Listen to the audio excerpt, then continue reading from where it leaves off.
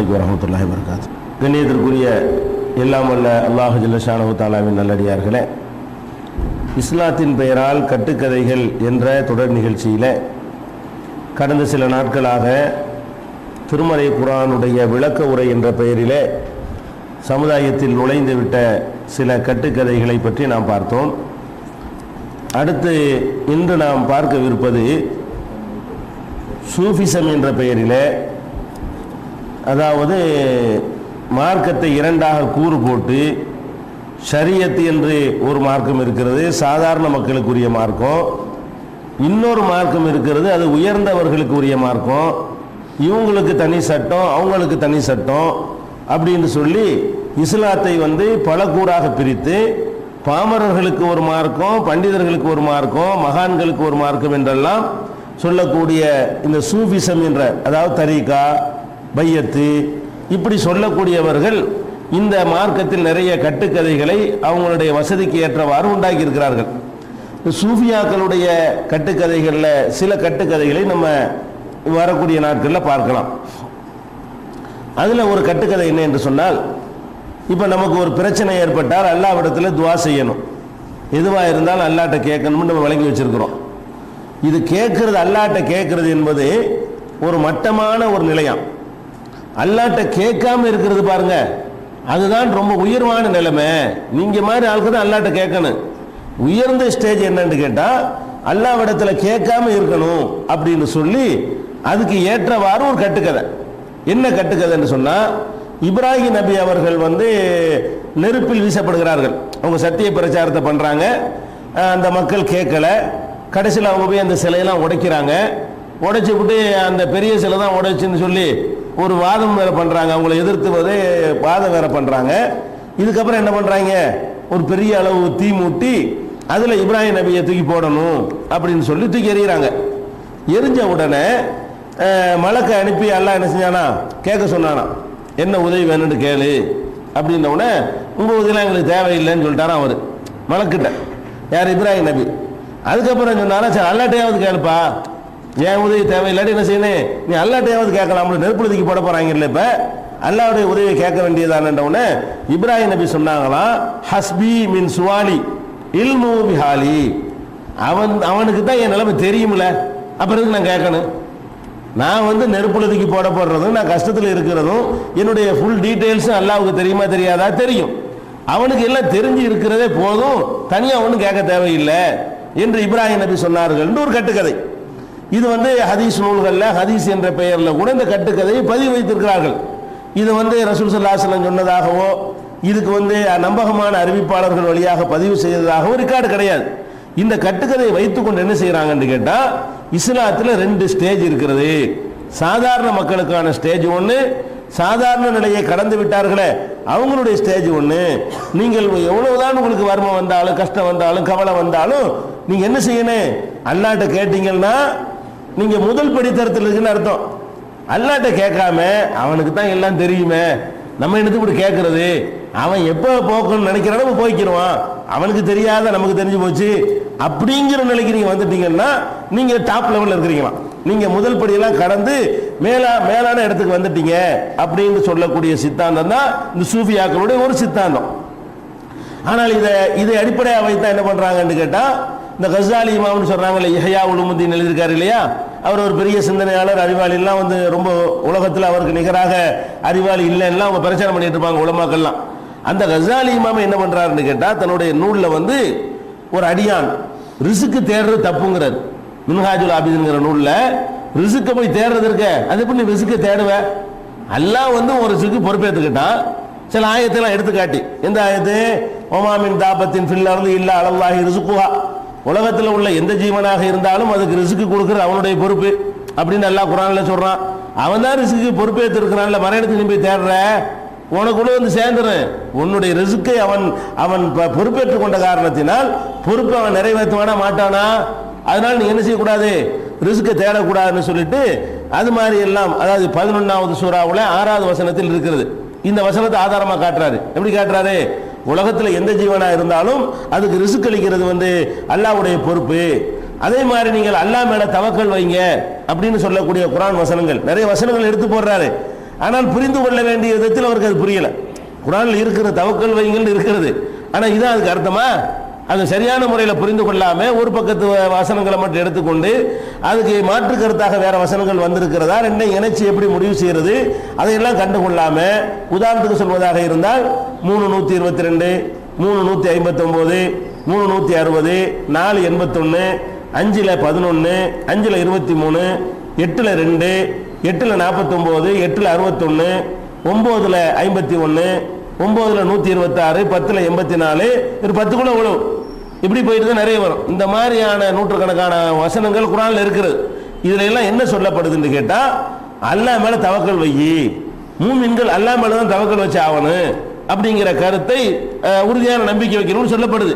அப்ப நீங்க போய் சோத்தை தேடி தெரிஞ்சீங்கன்னா உங்களுக்கு தவக்கல் இல்லைன்னு அர்த்தம். சோத்துக்கு அவன் அலையக்கூடாது. அவன் ஒரு பெரிய இடத்துல இருந்து பொறுப்பேற்றுக் கொண்டிருக்கும் பொழுது நீ எப்படி போய் ஒருத்தன் கீழே உள்ள இடத்துல போய் தேடலாம் இப்படின்னு சொல்லி இந்த கசாலிங்கிறவர் எழுதி வச்சிருக்கிறார், ரிஸ்க் தேடக்கூடாதுன்னு சொல்லிட்டு.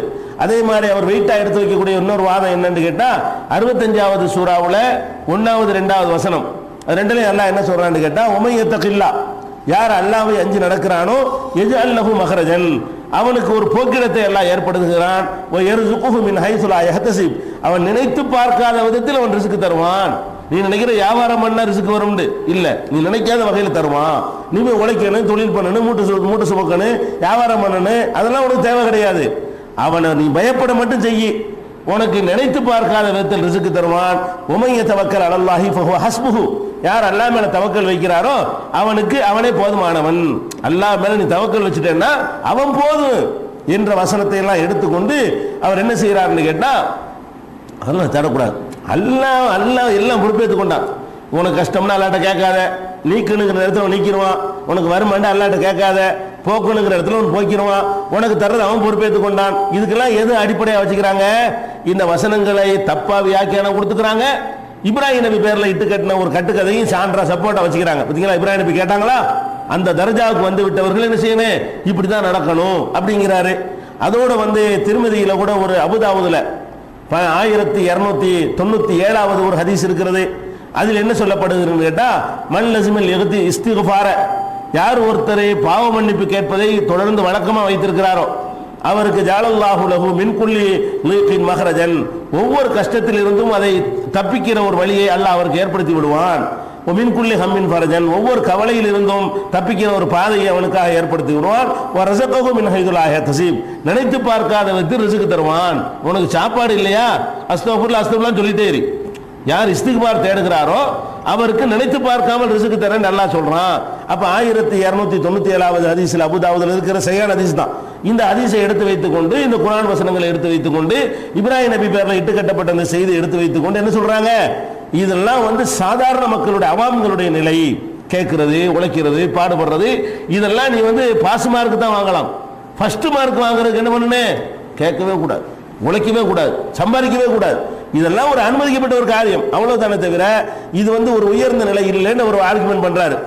அதோடு நீ பாட்டினா பரவாயில்லை, நபிமார்களை எல்லாம் வம்புக்கு இழுக்கிறாரு கசாலிங்கிறவர். நபிமார்களை வம்புக்கு இழுத்து அன்னல் சும்மா ஹஸ்புக அன்னல் அம்பியாய ஸலவாத்துல்லாஹி வ ஸலாமுஹு அலைஹிம், அனைத்து நபிமார்களும் உனக்கு இது போதுமானது, அனைத்து நபிமார்களும் ஒல் அவுலியாவுல் முத்தவக்கிலீன், அல்லாஹ் மேல தவக்கல் வைத்த அவுலியாக்களும் லம் யத்லுபு ரிஸ்க தேடி அலையவில்லை, அவங்க ரிஸ்கை தேடவில்லை.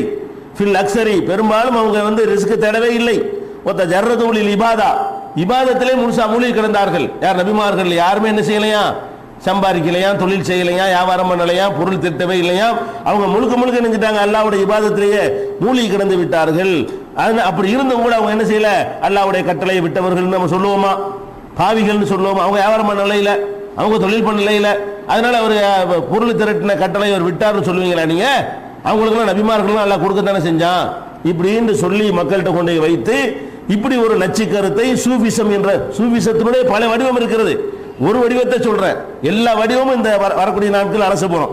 சூஃபிசம் என்ற பெயர்ல, தரிகா என்ற பெயர்ல, முரீத் என்ற பெயர்ல நம்மளை பக்குவப்படுத்துறோம், ஆன்மீகம் என்ற பெயர்ல நம்மளை மேம்படுத்துறோம் என்ற பெயர்ல எத்தனை வகையான நச்சு கருத்துக்களை எல்லாம் இஸ்லாத்தில் நுழைத்திருக்கிறார்கள் என்பதுதான் வரக்கூடிய நாட்கள் நம்ம எடுத்துக்கொள்ள போறோம். அதுல ஃபர்ஸ்ட் டாபிக் என்னன்னு கேட்டா, தவக்கல் என்ற பெயர்ல நம்ம ஒன்றும் செய்யக்கூடாது, எல்லாம் பார்த்துக்கிறோம். இப்போ கூட தப்லீக்ல எத்தனை சொல்றாங்க, ஒரு பெட்டிக்கிற ஒருத்தன் வச்சிருப்பான், அவனுக்கு அதான் சோறு போட்டுட்டு இருக்கு, நீங்க 25 நாளைக்கு வாங்க 40 நாளைக்கு வாங்கன்னு கூப்பிடுவாங்க. அவன் என்ன செய்வான், ஆளே இல்லைங்க கடையை நான் ஒரு ஆள் தாங்க பார்த்துக்கணும், நீங்க வாங்க அல்லாஹ் பார்த்துக்குருவான் அப்படின்னு கூப்பிடுறாங்களா இல்லையா? அப்ப அல்லாஹ் பார்த்துக்குருவான் என்ற அந்த விஷயத்தை தவக்கல அல்லாஹ்வை எப்படி நம்புறது என்ற விஷயத்தை இவங்க அறகுறையாக புரிந்து வைத்துக் கொண்டு தப்புந்தவரமா விளங்கி வைத்துக் கொண்டு இந்த இதுக்கு சப்போர்ட்டாக சில பொய்களையும் கட்டவிழ்த்துக் கொண்டு என்ன செய்யறாங்க, இது மாதிரி எல்லாம் செய்து கொண்டிருக்கிறார்கள். இதெல்லாம் சரியா? இது குர்ஆன் ஹதீஸை விளங்குற முறை இதுதானா? இதுக்கு மாற்றமாக ரசூல் ஸல்லல்லாஹு அலைஹி வஸல்லம் வழிய யாருக்கு வஹி வந்துச்சோ அந்த ரசூல்ல இப்படி நடந்தாங்களா, இப்படிதான் அறிவுரை சொன்னாங்களா அப்படின்னு தேடி பார்த்தோம்னு சொன்னா இது ஒரு ஒஸ்டான ஒரு சித்தாந்தம், இஸ்லாமிய சித்தாந்தமே இல்லை.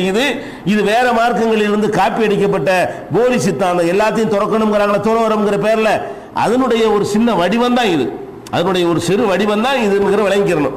ஃபர்ஸ்ட் எடுத்துக்கிறோம். ஸோ இப்ராஹிம் நபி பேர்ல சொன்னாங்கல்ல, அவன் அல்லாஹ்ட்ட துஆ செய்யணும்னு சொல்லும்போது நான் எது கேட்கணும், நான் இருக்கிற நிலைமை அவனுக்கு தெரியாதா? நான் இருக்கிற நிலைமை அவனுக்கு தெரிந்திருப்பதே அவனிடத்துல கேட்க வேண்டிய தேவையை இல்லாமல் ஆக்கி விடுகிறது. அதனால நான் கேட்க மாட்டேன், அல்லாஹ்ட்ட கேட்க தேவையில்லை, அவன் அடியான அவன் காப்பாற்றுவான் அப்படின்னு பிடிவாதமா இருந்தாரு அப்படின்னு சொல்றாங்களே. இதுதான் இப்ராஹிம் நபியுடைய கேரக்டரா? இதுதான் இப்ராஹிம் நபியுடைய கொள்கையானா? கொள்கை கிடையாது. அவர் இப்படி அல்லாஹ் பார்த்துக்கிறான்னு இருந்ததா குர்ஆன் சொல்லவே இல்லை. எல்லா நேரங்களும் அல்லாஹ்ட்ட கையேந்திருக்கிறார். இப்ராஹிம் நபியை பற்றி அல்லாஹ் எப்படி சித்தரிக்கிறான்னு கேட்டா அவருக்கு ஒரு ஆர்டர் பண்றான். அல்லாஹ் என்ன ஆர்டர் பண்றான், உன்னுடைய மனைவியையும் உன்னுடைய மகனையும் அந்த இஸ்மாயில் நபியையும் அவங்களுடைய தாயார் ஹாஜர் அவர்களையும் என்ன செய்ய கொண்டு போய் அந்த பாரான் பெருவழி, இப்ப மக்காண்டு பேர் அதுக்கு, அப்போதைக்கு பாரான் பெருவழி வெறும் பாலைவனம் தான் அது, அந்த பாரான் பெருவழியில கொண்டு போய் விட்டுரு அப்படின்னு அல்லாஹ் என்ன செஞ்சான், அவங்களும் ஆர்டர் பண்றான். அங்க இருந்து மக்காண்டு ஒரு ஊர் உண்டாகணும், அந்த இடத்துல ஒரு நீரூற்று ஏற்படணும், அங்க மக்கள் அசம்பிள் ஆகணும், இப்படி ஒரு ஆலயம் உருவாகணும், இது உலகத்துக்குலாம் ஒரு முன்மாதிரியா இருக்கணுங்கிறதுக்காக வேண்டி அல்லாஹ் என்ன பண்றான், இப்ராஹிம் நபியுடைய அந்த மகனையும் மகனுடைய தாயையும் கொண்டு போய் என்ன செய்யறான், மக்காவில் கொண்டு போய் விட சொல்றான். மக்கான வெறும் ஊர், வெறும் பாலைவனம். மக்கான இப்ப மக்கா நினைக்கக்கூடாது, வெறும் இடம், காலியா இருக்கக்கூடிய வெட்ட வெளி நிலம், இந்த பாலைவனம், தண்ணி கூட இருக்காது, அந்த இடத்துல கொண்டு போய் விட சொல்றான். அல்லாஹ்வை நம்பி தான் கொண்டு போய் விட போறாரு. விடும்போது என்ன சொல்லிட்டு விட்டுட்டு வரும்போது என்ன செய்யறாரு தெரியுமா, ரப்பனா என் இறைவா துவாசி. அப்ப அல்லாஹ்வுக்கு தெரியும் வர வேண்டியதானே, இவங்க சொல்ற இந்த கதை உண்மையாக இருந்தால் என்ன பண்ணிருக்கணும், விட்டுட்டு பேசாம வந்துட வேண்டியதான். அவனுக்கு தெரியுமே, ஒரு தாயும் பிள்ளையும் பால் குடிக்கிற பிள்ளையும் ஒரு அம்மாவும் எந்த துணையும் இல்லாம காட்டுல கிடக்குதுங்கிறது அவனுக்கு தெரியாது, அல்லாஹ்வுக்கு தெரியாதா? அவன் பாத்துக்கிறான்னு சொல்லி வர வேண்டியதானே. இத்தனைக்கு அல்லாஹ் சொல்லி தான் கொண்டு விடுறாரு, அல்லாஹ் சொன்னதுக்கு தான் கொண்டு விடுறாரு.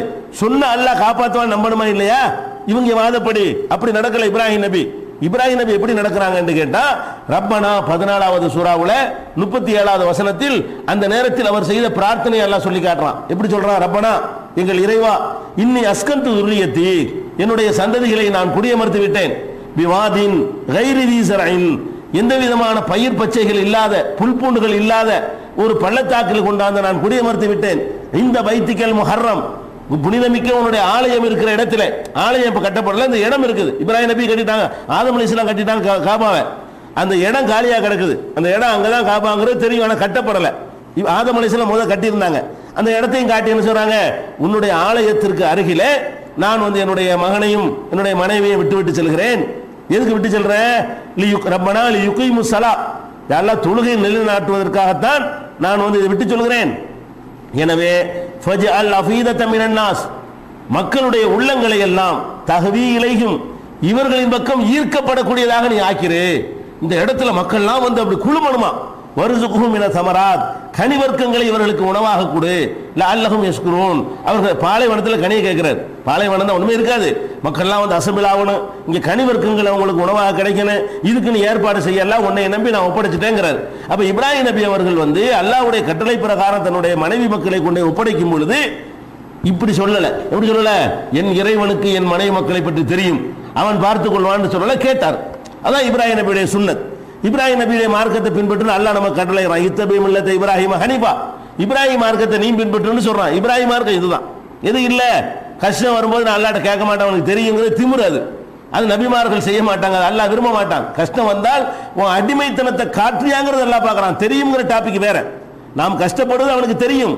அல்லாஹ் என்ன எதிர்பார்க்கிறான்னா, நான் தான் எஜமா நீ தான் அடிமைங்கிறத ஒத்துக்கிறியா, அதை செய்யும். முதல்ல எல்லாம் உன்னை விட்டு எனக்கு யார் இருக்கான்னு நீ ஒத்துக்கிறியான்னு பார்க்கறான். இபாதத்தை அல்லாஹ் பார்க்கறான், உன்னுடைய அடிமைத்தனத்தை பார்க்கறான். அதனால நம்ம என்ன செய்யணும், அல்லாஹ்வுக்கு தெரியும். துவா செய்யும் போது நம்ம என்ன செய்யல, அல்லாஹ்வுக்கு சொல்லி கொடுக்கிறோம், நம்ம துவா செய்யவில்லை. அல்லாஹ்வுக்கு தெரியும், நமக்கும் தெரியும். அல்லாஹ்வுக்கு தெரியும் என்பதில் டவுட் கிடையாது. நாம் துவா செய்வது அவனுக்கு கற்றுக் கொடுப்பதற்கு இல்லை, நம்முடைய அடிமைத்தனத்தை காட்டுவதற்கு. இது வழங்கிட்டா குழப்பம் வராது. நம்ம அல்லாஹ்ட்ட துவா செய்யறோமே, அல்லாஹ் எனக்கு பிள்ளையே இல்லை, தெரியாதுன்னு நம்ம கேட்கிறோம், அல்லாஹ் எனக்கு பிள்ளையே இல்லை, அதான் தெரியுமாடா?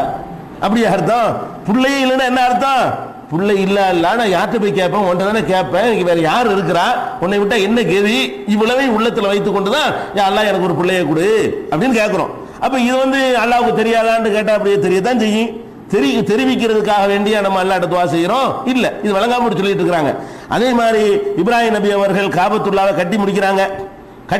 மகனும் தகப்பனாரும் சேர்ந்து கட்டுறாங்க. இஸ்மாயில் நபியும் இப்ராஹிம் நபி என்ன செய்யறாங்க? கட்டுறாங்க. கட்டி முடிச்சு என்ன பண்ணாங்க?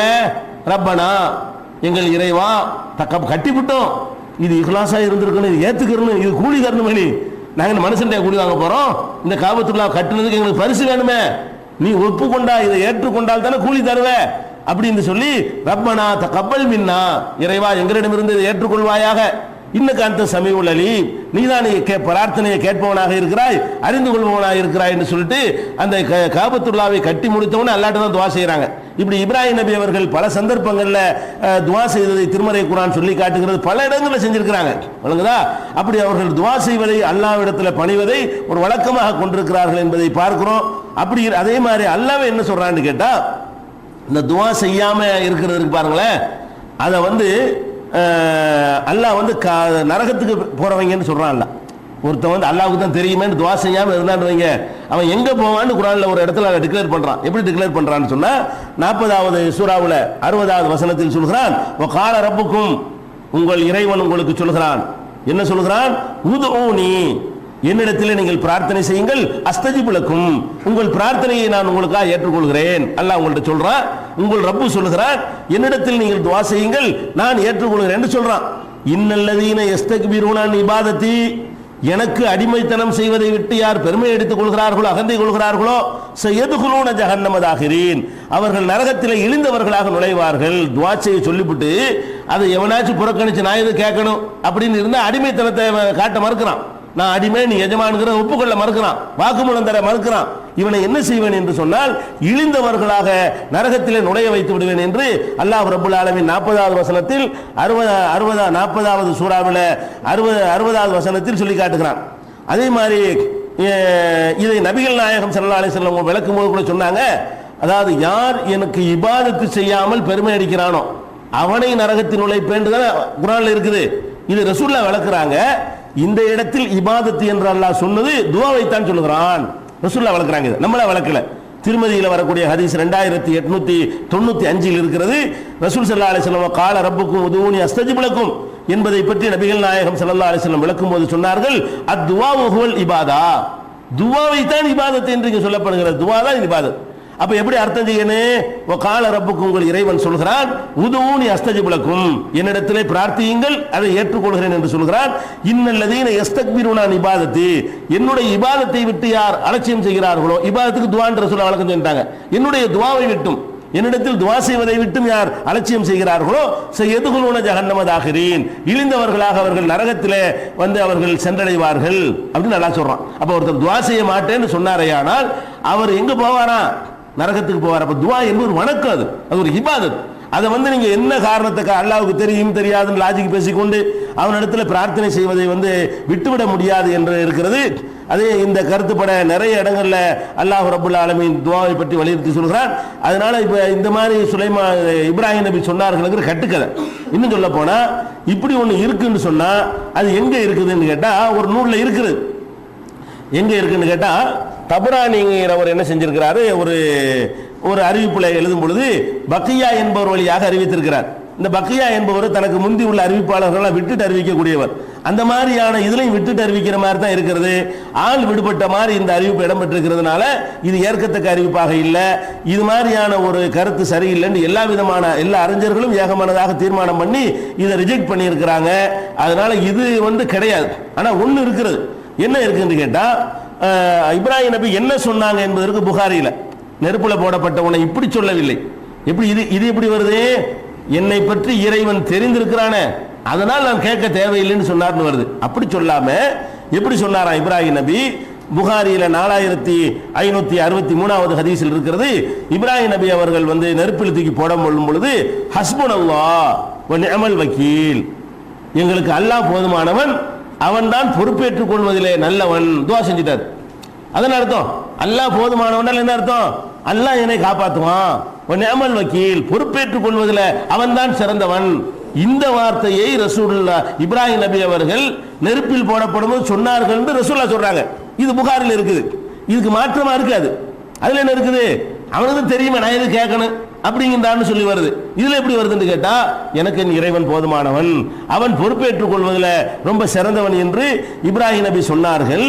ஹீன உல்கிய ஃபின்னார், நெருப்பில் போடப்படக்கூடிய நேரத்தில் இந்த வார்த்தையை சொன்னார். காலஹா முகமது ஸல்லல்லாஹு அலைஹி வஸல்லம், இதே வார்த்தையை முகமது ஸல்லல்லாஹு அலைஹி வஸல்லம் அவர்கள் சொன்னார்கள். எப்ப சொன்னார்கள் கேட்டா, ஹீன காலு இன்னன் நாஸ கத் ஜமஉ லக்கும் ஃபக்ஷவுஹும், அதாவது ரசூல் ஸல்லல்லாஹு அலைஹி வஸல்லம் யுத்தத்துக்கு போயிட்டு இருக்காங்க. அப்ப வந்து எல்லாம் பயம் காட்டுறாங்க, பெரிய கூட்டம் திரண்டு வர்றாங்க, நீங்க போவாதீங்க, பயங்கரமான கூட்டமா வர்றாங்க உங்களை அழிக்கிறதுக்குன்னு சொல்லி நபிகள் நாயகம் ஸல்லல்லாஹு அலைஹி வஸல்லம் வந்து எதிரிகளுடைய பெரும் படையை காட்டி மிரட்டி பார்க்கறாங்க.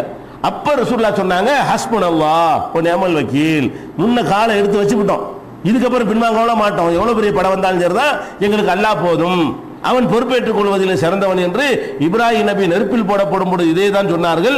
நபி ஸல்லல்லாஹு அலைஹி வஸல்லம் அவர்கள் எதிரியுடைய படைபலத்தை காட்டி எச்சரிக்கை செய்த பொழுது அப்ப திரும்பி போக மாட்டேன் என்பதற்கு இதைத்தான் சொன்னார்கள். இதெல்லாம் பார்க்கும் பொழுது இப்ராஹிம் நபி சொன்ன வார்த்தை என்னன்னு நமக்கு தெளிவாக விளங்குது. இது சொல்லல, நான் கேட்க மாட்டேன் என்று சொல்லவில்லை, அல்லாஹ் எனக்கு போதும் என்று சொன்னார்கள். இது துஆ தான். அது கேட்கறான், என்னப்பா என்ன கஷ்டப்பட்டு அல்லாஹ்ட்ட கேட்கணும், அல்லாஹ் எனக்கு போதும்டா, அல்லாஹ்ட்ட கேட்கணும்னு அர்த்தம். பொறுப்பேற்றுக் கொள்வதில் அவன் சிறந்தவன் கேட்டார்னு அர்த்தம், அடிமைத்தனத்தை ஒத்துக்கிட்டார்னு அர்த்தம். அப்ப கேட்பார் அவர். அதனால இப்ராஹிம் நபியுடைய கேரக்டர் பிரகாரமும் அவர் கேட்டிருப்பாருன்னு விளங்கிக்கணும். இது ஒரு பாயிண்ட் ஆச்சு. அடுத்து வந்து இந்த உணவு தேடுறதுக்கு வருவோம். அல்லாஹ்ட்ட துஆ செய்யறதுக்கு வந்துட்டாங்களா, உணவு தேட தேவையில்லை, அல்லாஹ்ட்ட கேட்கவே கூடாது, விதியில என்ன எழுதியிருக்கோ அது வந்துடும் அப்படிங்கிற மாதிரி விதியை கணக்கு பண்றாங்க. என்ன அடிப்படையில் சொல்றாங்கன்னு கேட்டா, விதியில நமக்குள்ள ரிஸ்க் எழுதப்பட்டிருக்குமா இல்லையா? எழுதப்பட்டு இருக்கும். அப்ப அந்த ரிஸ்க் எழுதப்பட்டிருக்கும் என்று சொன்னால் அந்த ரிஸ்க் நம்மள்ட்ட வந்து சேர்ந்துருமா இல்லையா அப்படின்னு சொல்லி ஒரு ஆர்குமெண்ட் பண்றாங்க. இந்த கேள்வி வந்து நபிகள் நாயகம் ஸல்லல்லாஹு அலைஹி வஸல்லம் அவங்க வாழ்க்கையில இந்த கேள்வி அவங்கள்ட்ட கேட்கப்படுது. எப்படி கேட்கப்படுதுன்னா, ரசூல் ஸல்லல்லாஹு அலைஹி வஸல்லம் சொல்றாங்க, உங்களில் யாரா இருந்தாலும் அவருடைய நல்லவரா கெட்டவரா எல்லாமே இறைவனால் பதிவு செய்யப்பட்டு விடுகிறது அப்படின்னு கேட்கிறாங்க. அப்ப வந்து சஹாபாக்கள் கேட்கிறாங்க, அஃபலா நத்தகிலு, அப்படின்னா நாங்க பாட்டுக்கு ஒன்றும் செய்யாம சும்மா இருந்துடுறோமே, நல்ல வேண்டி இருந்தாலும் நல்ல வேண்டாம் நடந்துட்டு போயிடுவோம், கெட்ட வேண்டி இருந்தாலும் அதுக்கு விதமாக நடந்துடும், நாங்கள் ரிஸ்க் தனியாக எடுக்கணும், தனியாக இதுக்கு நாங்கள் முயற்சி எடுக்கணும், அது முயற்சி எடுக்காமல் விட்டுடலாமே அப்படின்னு கேட்கும் பொழுது ரசூல் ஸல்லல்லாஹு அலைஹி வஸல்லம் ஏமலு, அதெல்லாம் செயல்படுங்க, விதி இருக்குங்கிற தனி விஷயம், நீ செயல்படத்தான் வேண்டும் என்று பெருமானார் ஸல்லல்லாஹு அலைஹி வஸல்லம் அவர்கள் விதியை அடிப்படையாக கொண்டு நம்பிக்கை கொண்டு நாங்கள் செயல்படாமல் இருக்கலாமே, அதான் ரிஸ்க்கு தான் எழுதி விட்டாலும் நான் எதுக்கு சம்பாதிக்கணும் அப்படின்லாம் கேட்கும் பொழுது ரசூலுல்லாஹ் என்ன சொல்றாங்க, ஏமலு, விதி இருக்கிறது தனி, நீ செயல்படணும், விதி இல்லாட்டி எப்படி உழைப்பி அப்படி உழைக்கணும், பாடுபடணும், பொருளை திரட்டணும், நல்லமல் செய்யறதுக்கு முயற்சிக்கணும், தொழுறதுக்கு முயற்சி பண்ணணும், நோன்பு வைக்க முயற்சி பண்ணணும், நோன்பு வைக்கணும் எழுதிருந்தா நோன்பு வச்சிருவேன், ஜக்காத்து கொடுக்கணும் இல்லை ஜக்காத்து கொடுத்துடும் பெட்டியை போட்டு வச்சுட்டு அப்படி கொடுப்பீங்க, அப்படி நடக்கக்கூடாது என்று பெருமானார் ஸல்லல்லாஹு அலைஹி வஸல்லம் அவர்கள் ஆர்டர் பண்ணியதாக புகாரியில் 4945, 4946, 4947, 4949, 6217, 6605, 7552 இதுல எல்லாம் வருது. போய் தேடுங்கன்றாங்க. விதி இருக்குது தனி, நீ தேடத்தான் வேணும், நீ உழைக்கத்தான் வேணும். விதியை நம்ப சொன்ன ரசூல் ஸல்லல்லாஹு அலைஹி வஸல்லம் அவர்கள் நம்பத்தான் சொன்னாங்களே தவிர உன்னுடைய செயல்பாடு எப்படி இருக்க வேண்டும் என்றால் உழைக்கணும், பாடுபடணும், அது உனக்கு இருந்துட்டு போகுது, நீ பாட்டுக்கு இப்படி நடந்துக்க, இப்படி ரசூலுல்லாஹ் நமக்கு வழிகாட்டி இருக்கிறாங்க. அதே மாதிரி வந்து சஹாபாக்கள் வந்து கேட்குறாங்க, அல்லாஹ்வுடைய தூதரே, இந்த மருந்து மாத்திரை எல்லாம் சாப்பிட்ற மாத்திரை இல்லை, மருந்து வைத்தியம்லாம் பண்ணுறோமே, இதெல்லாம் வந்து அல்லாஹ்வுடைய விதியை மாற்றிடுவோம். சஹாபாக்கள் கேட்குறாங்க, நோய் வந்தால் மருந்து சாப்பிட்றோமே, ட்ரீட்மெண்ட் பண்ணுறோமே, இதனால எல்லாம் அல்லாஹ் ஒரு விதி, நோய் தீரக்கூடாதுன்னு எழுதி வச்சுருந்தான்னு வைங்க, இது போய் மாற்றிடுவோம் அப்படின்னு கேட்குறாங்க. அல்லாஹ்வுடைய விதியை வந்து இந்த மாதிரி மாற்றிடுமா அப்படின்னு கேட்குறாங்க. ஹல் தருத்து மின் கதிரில்லாஹி ஷையா, இதெல்லாம் அல்லாஹ்வுடைய கதிரை, அல்லாஹ்வுடைய விதியை மாற்றி அமைத்து விடுமா அப்படின்னு கேட்குறாங்க. அப்ப ரசூல் ஸல்லல்லாஹு அலைஹி வஸல்லம் சொல்றாங்க, கால ஹிய மின் கதிரில்லா, அதுவும் அல்லாஹ்வுடைய விதி தான்ப்பா, இதை திண்டு குணமாகணும், அல்லாஹ்வுடைய விதி, தின்னு போ, அதாவது குணமாகணும்னா இந்த மாத்திரையை தின்னது குணமாகணும் எல்லாம் வச்சிருப்பான், போய் சாப்பிடுறியா மாத்திரைய, வைத்தியம் பண்றியா, அதுக்கு எப்படி கேட்குறீங்கிறாங்க, அதுவும் அல்லாஹ்வுடைய விதி தான் அப்படின்னு சொல்லி ரசூல் ஸல்லல்லாஹு அலைஹி வஸல்லம் அவர்கள் அந்த மருத்துவத்தை பத்தி கேள்வி கேட்கும்போது இப்படி பதில் சொல்றாங்க. அது விதியை இப்படி புரிந்து கொள்ளக்கூடாது. நடந்து முடிந்த காரியத்தை விதியின் மீது நம்பிக்கை வைக்கணும், நடக்க இருக்கிற காரியத்தில் நீங்க வாட்டுக்கு விதி இல்லாட்டி எப்படி செயல்படுங்க அப்படி செயல்பட வேண்டியதான். எதிர்காலத்தை பொறுத்த வரைக்கும் கடந்த கால விதி நம்ம தெரிஞ்சு போச்சு, அது நம்ம மாற்ற இயலாது. நம்ம கைவசத்துக்கு ஒண்ணும் இல்லை. 10 நிமிஷத்துக்கு முந்தி செஞ்ச காரியத்தை இப்ப கரெக்ட் பண்ண இயலுமா? கரெக்ட் பண்ண இயலாது, முடிஞ்சு போச்சு. முடிஞ்சு போன விஷயத்தை விதியில பழி தூக்கி போட்டு போயிரு. முடிய வரவிருக்கிற காரியமா இருக்குமே, ஆனால் நீ இல்லைன்னா எப்படி செயல்படும்? விதின்னு ஒண்ணு இல்லாட்டி என்ன செய்வ? உழைப்பில பாடுபடுவீல்ல, அதெல்லாம் செஞ்சுட்டு போப்பா அப்படின்னு சொல்லி ரசூல் ஸல்லல்லாஹு அலைஹி வஸல்லம் அவர்கள் வழிகாட்டுவதை பார்க்கிறோம். அது போக இந்த பொருளாதாரத்தை பொறுத்த வரைக்கும் திரட்டக்கூடாது, ரிஸ்க்கு தேடக்கூடாது, அல்லாஹ் நாடினது வரும், இப்படி ஒரு கூட்டத்தை உண்டாக்கி. ஆனா ஒரு வேடிக்கை பார்க்கணும், இப்படி உண்டாக்கணும் இந்த சூஃபி கூட்டம் எல்லாம் வியாபாரம் பண்ணுவதையும் தொழில் பண்ணுவதையும் தான் விமர்சிச்சாங்களே தவிர பிச்சை எடுத்து திங்கிறது ஓகேவங்களுக்கு. சோறு எப்படி திட்டாங்க? இந்த தரிக்கா வச்சுக்கிற ஆட்கள்லாம் வியாபாரம் பண்ணா பொருளை தரக்கூடாது, விவசாயம் பண்ணக்கூடாது, மூட்டை தூக்கணும், அல்லா ரிஸ்க் தருவான். இப்படி சொல்லக்கூடிய இந்த சேகுமார்கள் இருக்காங்களே, இவங்க கணாத்து எங்க இருந்து ஓடுது? நினையாப்படுத்துறது கொட்டுமா? இது வைக்கான், இது பிச்சை வாங்கி திங்கிறான். பிச்சை வாங்கி அவன் அப்படி என்ன செய்யணும்? அவன் அப்படி கூட அதெல்லாம் கிடையாது, அவங்க நினையாப்படுத்தார் அப்படி இருக்க வேண்டியதானே. அப்ப யாசகம் வாங்கி திங்கிறது மட்டும் ஓகே, அதை எதிர்பார்த்து உட்கார்ந்துட்டு இருக்கிறாங்க. அந்த மாதிரி ஒரு சித்தாந்தத்தை உண்டாக்குறாங்க. ஆனா அல்லாஹ் என்ன செய்யறான் தெரியுமா? விதி அல்லாஹ் மேல தவக்கல் வைக்க சொல்லக்கூடிய அந்த அல்லாஹ் ரப்புல் ஆலமீன் நமக்கு ஆர்டர் பண்றான், காசை தேடு, பணத்தை தேடு, நல்லா உழைச்சி வா, பாடுபடுங்கிறான். எப்படி எல்லாம் சொல்றான்? உதாரணமா நம்ம கடல் வாணிகம் இன்னைக்கு பெரிய இன்னைக்கு அது அந்த காலத்தில் கடல் முக்கியத்துவம் வாய்ந்தது இல்லை. ஆனா அல்லாஹ் அன்னைக்கு சொல்லி வச்சிருக்கான். அன்னைக்கு ஆச்சரியப்படுறோம், அந்த காலத்தில் கடலை பத்தி பெரிய அளவில் சம்பாதிச்சிருக்க மாட்டாங்க. இன்னைக்கு கடல் வாணிகம் அந்த சேது சமுத்திர திட்டம்லாம் வந்துச்சுன்னா இந்தியாவுடைய தலையெழுத்து அப்படி தலையில மாறுற அளவுக்கு ஆயிடுச்சுக்கிறோம். கடல் வாணிகம் அப்படி போயிட்டு இருக்குது, இப்போ கொண்டு வர போறாங்க இல்லையா? அந்த மாதிரிலாம் இருக்குது. அல்லாஹ் என்ன சொல்றான்டா, ஒவ்வொரு சஹரல் பஹர, அவன் தான் கடலை உங்களுக்கு வசப்படுத்தி தந்திருக்கிறான். எதுக்கு தந்திருக்கிறான்னு கேட்டா, நீ தாக்குலு மின்ஹு லஹமன் தரியா, அதுல போய் நீங்கள் பசுமையான இறைச்சியை நீங்கள் உண்பதற்காக போய் மீனை போட்டு பிடிச்சி தின்னுட்டாங்கிறான்ல, அதான் உன் வாயில விழுவாது. கடலை உனக்கு வசப்படுத்தி தந்திருக்க. எதுக்கு? கடல்ல நீ மிதக்கலாம், பிரயாணம் பண்ணலாம், உள்ளுக்கு மூழ்கி போகாம இருக்கலாம், அதுக்கு தகுந்த சாதனங்களை எல்லாம் உனக்கு தந்திருக்கிறேன். கப்பலில் போற, படகுல போற, நீர்மூழ்கி எடுக்கிற, இதெல்லாம் உனக்கு தந்திருக்கிறேன். தூண்டியை போட்டு பிடிக்கிற. இப்ப கடலை நான் உனக்கு வசப்படுத்தி தந்திருக்கிறேன். எதுக்கு தந்திருக்கிறேன்? நீ தாக்குல மீனுக்கு லஹமன் தரியா, பசுமையான இறைச்சின்னு அதுக்கு பேர் சொல்றான்ல. மீனுக்கு லஹமன் தரியாங்கிறான். பசுமையான இறைச்சியை நீங்கள் அதிலிருந்து சாப்பிடுவதற்காக வேண்டி நான் உங்களுக்கு வசப்படுத்தி தந்திருக்கிறேன். ஓ தஸ்தஹ்ருஜு மின் ஹில்யத்தன் தல்பஸூனஹா, நீங்கள் அணிந்து கொள்வதற்கான ஆபரணங்களை கூட அதிலிருந்து நீங்கள் வெளிக்கொண்டு வருகிறீர்கள். நம்ம தான் உழைச்சு கொண்டு வர்றோம். கடல்ல பவளம் இருக்கிறது. பவளம் எப்படி இருக்கிறது? பவள பாறை தான். கடலுக்கு அடியில் போனீங்கன்னா அது பாறையா, பவள பாறையா இருக்கும். அதை வெட்டிக்கிட்டு பவளம் திரும்பி சேப்பா இருக்கும்ல, அந்த காலத்தில் கரசமணி எல்லாம் போடுவாங்க, தாலி கட்டுற ஆளுக்கு செவப்பா இருக்கும், அது பவளம்ங்கிறது. அந்த பவளம் என்பது கடலுக்கு அடியில் என்ன இருக்குது? அந்த பாறையை வெட்டி கொண்டு வடிவமைத்து அதை நகையில் ஆபரணங்கள் என்ன செய்யறாங்க? போட்டுக்கொள்றாங்க. அப்படி நீங்கள் செய்கிறீர்கள். அதே மாதிரி முத்து கடல்ல தான் கிடைக்குது. கடல் ஆழ்கடல்ல மூழ்கி உயிரை பணைய வைத்து பல ஆயிரம் அடிக்கு, பல 100 அடிகளுக்கு கீழே போய் அந்த சிப்பி எடுத்து கொண்டு அதை உடைச்சி அதுக்குள்ள உள்ள முத்தை என்ன செய்யறாங்க? ஆபரணங்களா எடுத்துக்கொள்றாங்க. அப்ப முத்து, பவளம், பவளம் மாதிரியான ஆபரணங்கள் உங்களுக்கு அங்க இருந்து கிடைக்குதுங்க. இதெல்லாம் எப்படி? அதான் வாசப்படி தட்டுமா போய் எடுக்கணுமா? உழைக்கணும் தான் நல்லா சொல்றான். கடலை உனக்கு வசப்படுத்தி தந்திருக்கேன், இதெல்லாம் எடுக்கிற அளவுக்கு உனக்கு முடியும் போடாங்கிறான்ல. பவளப்பாறை 10,000 அடி கீழே இருக்கட்டும்டா, உனக்கு எடுக்க முடியும் போ. சிப்பிகள் முத்துக்களை வைத்திருக்கிற சிப்பிகள் 1000 அடிக்கு மேல கீழே கிடக்கட்டும், நீ போய் உன்னால எடுக்க முடியும், போ எடு அப்படிங்கிற அல்ல. அப்ப இந்த முத்து, பவளம் போன்ற ஆபரணங்கள் எல்லாம் நமக்கு வேண்டும் என்று சொன்னால் போய் உழைத்து தேடி எடுத்துக்கொள்ளணும்னு சொல்றானே தவிர உனக்கு எத்தனை முத்து வரணுமோ வீடு தேடி தட்டுவார் கூரியர்ல வரும்டா சொல்றான்ல, அப்படி சொல்லல. இவங்க ஒண்ணு கணக்கு வளர்க்குறாங்க, விளங்க தெரியாம வளர்க்குறாம இருக்கலாம். அப்ப அல்லாஹ் என்ன சொல்றான்னு கேட்டா, இந்த கடலை உங்களுக்கு வசப்படுத்தி தந்திருக்கிறோம். அதுக்கப்புறம் சொல்றான், ஒத்தரல் ஃபுல்கம் அவாகிர, இந்த கப்பல்கள் எல்லாம் தண்ணீரை கிழித்து கொண்டு செல்வதை நீர் காண்கிறீர். ஒளி தபுத்தகூமின் பகலிகி, அல்லாஹ்வுடைய அருளை அதில் தேடுகிறீர்கள். கப்பலில் ஏற்றி கொண்டாந்து அரபு நாட்டு குதிரைலாம் கப்பலில் தான் இறங்குனுச்சிங்கிறானுவோ. அதுக்கு ஒரு குதிரையில் ஒரு கப்பலை ஏற்ற முடியும் அந்த காலத்து கப்பலில். இப்போ ஒரு ஊரை ஏற்றலாம், அது ஒரு விஷயம். அந்த காலத்தில் கப்பலை என்ன செய்யலாம்? ஒரு கப்பலில் ஒரு குதிரை ஏற்றிட்டு வருவாங்க. அந்த மாதிரி எல்லாம் சரக்குகளை கொண்டு ஏற்றி இறக்குமதி பண்ணி, அதுக்காக மரக்காருன்னு பேர் நமக்கு மரக்கலாக இருந்து கடல் வாணிகம் செய்த காரணத்தினால வந்திருக்குது. அந்த மாதிரி நீங்கள் பொருளாதாரத்தை தேடுகிறீர்கள். தேடுவதற்கு உனக்கு ஆக்கியிருக்கிறேன். இந்த கடலை பொதுவாக தண்ணி நம்மளை மூழ்க அடிச்சிடும், அது அதனுடைய தன்மை. அதை வெல்லக்கூடிய அளவில் உனக்கு ஒரு ஆற்றலை தந்திருக்கிறேன்னு கேட்டா அதன் வழியா தேடுவதற்கு தான். அதில் போய் நீ தேடுவதற்காக வேண்டி அதை உன்னை மூழ்கடித்திராத வகையில் உன்னை மிதக்க வச்சு கொண்டு போறதுக்காக வேண்டி ஏற்பாடு செஞ்சிருக்கிறேன்னு 16வது சூறாவுல 14வது வசனத்தில் சொல்லி காட்டுகிறான்.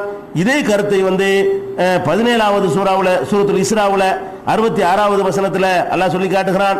அதே மாதிரி வந்து ஃபாத்திர் 40வது சூறாவில் 12வது வசனத்தில் இப்படி சொல்லி காட்டுகிறான். இப்படி எல்லாம் நம்ம அல்லாஹ் சொல்றதை பார்க்குறோம். அதே மாதிரி அல்லாஹ் என்ன செய்யறான்னு கேட்டால் வேற வேற இடங்கள்ல கூட இப்போ ஜும்மா தொழுகை இருக்கிறது. ஜும்மா தொழுகைக்கு பாங்கு சொல்லப்பட்டா என்ன செய்யுங்க, இதா நூதிய லிஸ்ஸலாத்தி மின் யௌமில் ஜும்மா, ஜும்மாவில் அழைப்பு எடுக்கப்படுமையானால் ஃபஸவு இலா திக்ரில்லாஹ், அல்லாஹ்வை நினைவு கூறுவதற்கு விரைந்து வாருங்கள், வதருல் பை, வியாபாரத்தை விட்டு விடுங்கள். உடனே பாங்கு சொல்லப்பட்டா என்ன செய்யணும், உடனே வியாபாரத்தை விடணும், ஓடி வரணும் அப்படின்னு நல்லா சொல்றான். சொல்லிவிட்டு ஃபைதா குலியத்தி ஸலா, தொழுகை முடிக்கப்பட்டு விடுமையானால் ஃபன்தஷிரு ஃபில் அர்தி, விரைந்து ஓடு பூமியை புடின்னு ஊர் வெட்டி பேசிட்டு இருக்க கூடாதான். தொழுகை முடிஞ்ச ஓடணும், போய் கடைவி திறந்து வியாபாரம் பண்ண எவ்வளவு காத்துட்டு இருப்பான். இந்த டயத்துக்கு ஓடி வரணும். தொழுக முடியுமையானால் ஃபன்தஷிரு ஃபில் அர்தி, பூமியிலே பறந்து சென்று வபத்தகு மின் ஃபضலில்லாஹ், அல்லாஹ்வுடைய அருளை தேடுங்கள். அருள்ங்கறான் காசு பணத்தை தேடுறது. இதுக்கு கூட கஸாலி என்ன செய்யறாருன்னா, அல்லாஹ்வுடைய அருளை தேடுங்கள்னா கல்வியை தேட சொல்றான். கல்வியை பள்ளியாசல் உட்காந்துடலாமே, அதே வெளியே போய் தரணும். பள்ளியாசல் தொழுகிறாங்க, அதில் மயான் கேட்குறாங்க, அதுதான் கல்வி கிடைச்சிக்கிட்டு இருக்குது. அது முடிஞ்சிட்டு இப்போ தேட சொல்றது சொல்றான்ல, போய் காசை தேடத்தான் சொல்லி சொல்றான். வியாபாரத்தை போட்டு வந்தீங்கள, கடை அடைச்சிக்கல, இப்போ பாங்கு தொழுவ முடிஞ்சிருச்சுல, ஓடு போய் அல்லாஹ்வுடைய அருளை தேடு. சூரத்துல் ஜும்மாவில் 10வது வசனத்தில் என்ன செய்யறான்ல சொல்லி காட்டுறதை நம்ம பார்க்குறோம். அதே மாதிரி வந்து இப்போ தாவூத் நபி இருக்கிறாங்க, அவங்களுக்கு பற்றி அல்லாஹ் பேசும்போது சொல்றான், அல்லமுனாஹு சன்னத்தல் அபூசின் லக்கும் லிதுஹ்சினக்கும் மின் பாசிக்கும், உங்களை எதிரிகளுடைய தாக்குதலில் இருந்து உங்களை காத்துக் கொள்வதற்காக வேண்டி உருக்கு சட்டை எப்படி செய்வது என்ற ஆற்றலை தாவூத் நபிக்கு நம்ம கற்றுக் கொடுத்தோம். அல்லாஹ் சொல்றான், தாவூத் நபி வந்து இரும்பை உருக்கி அதையே சட்டையாக செய்வது, கவசமாக. அது வாளுகள்லாம் வெட்டாது. அந்த காலத்தில் உள்ள யுத்த முறை வாள் தானே, வாள், ஈட்டி, அம்பு இதன் மூலமாக தான் தாக்குவாங்க. இதெல்லாம் தாக்காம இருப்பதற்காக வேண்டி இரும்புனாலே சட்டை இப்போ சங்கிலியா போட்டு அது வளையிறதுக்கு சங்கிலி கொடுத்துப்பான். அந்த இடத்துல மூவிங் இருக்கிற எந்த இடத்துல வளையுமோ அந்த இடத்துல சங்கிலி கொடுத்துருப்பான், மற்ற இடத்துல பட்டையா வச்சிருப்பான். அது இரும்பு சட்டை, கவசம்ன்றதுக்கு பேரு. அந்த மாதிரியான ஒரு கவச சட்டையை வந்து தாவூத் நபிக்கு நம்ம கற்றுக் கொடுத்தோம்னு நல்லா சொல்லி காட்டுறான். எதுக்கு சொல்றேன்னு கேட்டா, இதுக்கு கவசம் இருக்கு, சாவன் செத்து போயிடுவோம், பொழைக்கணும் பொழைச்சிட்டு போயிடுவோம். உங்களை காப்பாத்துறதுக்கு அல்லாஹ் வந்து எப்படி தான் காப்பாற்றுவானா, இப்படி தான் காப்பாற்றுவானா. உங்களை காப்பாற்றுவான். எப்படி காப்பாற்றுவான், போர்க்களத்தில் காப்பாற்றுறதுக்கு கவசத்தை தந்து காப்பாற்றுவானே தவிர கவசத்தை தராம உங்களை காப்பாற்றுன்னு சொல்லல. நீங்கள் யுத்தத்தில் உங்களை காத்துக் கொள்வதற்காக வேண்டி கவச ஆடைகளை தந்து அல்லாஹ் உங்களை காப்பாற்றுறான் அப்படின்னு சொல்றதை நம்ம பார்க்கிறோம். அவ்வளோ வேண்டியதில்லை. அதே மாதிரி வந்து இது எங்க இருக்குதுன்னா 21வது சூறாவில் 80வது வசனத்தில் இருக்கிறது. 4வது சூறாவில் 102வது வசனத்தில் அல்லாஹ் அற்புதமான ஒரு விஷயத்தை சொல்றான். யுத்த களத்தில் தொழுகை நேரம் வந்துருச்சு. போர்க்களத்தில் தொழுகை நேரம் வந்து என்ன செய்யணும், யுத்தம் நடந்துகிட்டே இருக்கு. ஒரு பக்கம் பாதியை பிரிச்சுக்கணும். 1000 பேர் இருந்தாங்கன்னா 500 பிரிச்சுக்கிறணும். ஒரு 500 தொழுகணும், ஒரு 500 யுத்தத்தில் நின்றுகிட்டு இருக்கணும். யுத்த காலத்தில் கூட ஒரு 500 பேர் போர்ல இருக்கணும், ஒரு 500 பேர் என்ன செய்யணும், தொழுகையில் ஈடுபடணும். அப்படி ஈடுபடும் பொழுது கூட நபிகள் நாயகம் தொழுகை நடத்துவாங்களா, பாதி பேர் தொழுவாங்க. இமாமுக்கு 2 ரக்காத்து, அவங்களுக்கு 1 ரக்காத்து. அப்ப இவங்க 1 ரக்காத் தொழுது முடிச்சுட்டு இவங்க அங்க போயிடணும், போய் இவங்க சேர்ந்தோன்னு அவங்க வந்துருவாங்க. இவங்க அது வரைக்கும் இமாம் தனியா நின்றுட்டு தொழுது ஓதிட்டு இருப்பாங்க பெருசா. இவர் என்ன செய்வாரு, போய் தொழுகை 1 ரக்காத்தோட இவர் சலாம் கொடுத்துட்டு இமாம கட் பண்ணிட்டு போயிடுவார். போய் என்ன செய்வாரு, அந்த இடத்துல அந்த அணிக்கு முன்னாடி இவர் நின்று கொண்டு யுத்தத்தை பார்ப்பாரு. இவங்க ஒண்ணு அப்படி வந்து என்ன செய்யணும், இந்த 500 பேர் வந்து தொழுகையில சேர்ந்து கொள்ளணும் அல்லாஹ் சொல்றான். இப்படி சொல்ற அல்லாஹ் வந்து 4:102 இது விரிவா விளக்குறான் அல்லாஹ்.